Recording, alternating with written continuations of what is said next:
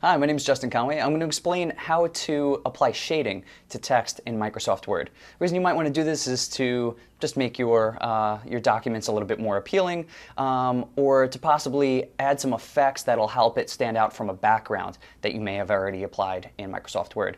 A couple of ways that you could interpret shading. I'll cover the text itself and shadowing.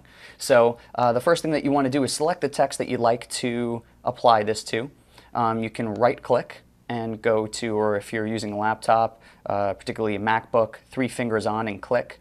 Go to Font, and then at the bottom you see here there's Text Effects. You can click on that, and then if you want to change the actual text itself, you're in Text Fill here. You can change it by going to Gradient, and then selecting a style. If you want it to be radial for the whole paragraph, which means there'll be like sort of a circular gradient to it. You can do that. You can change the color here. Let's just make it stand out with a blue and click OK. You can see what it looks like. OK.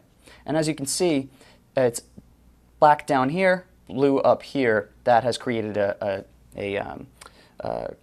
radial effect in the coloring. The other thing that you do is to go to the shadow.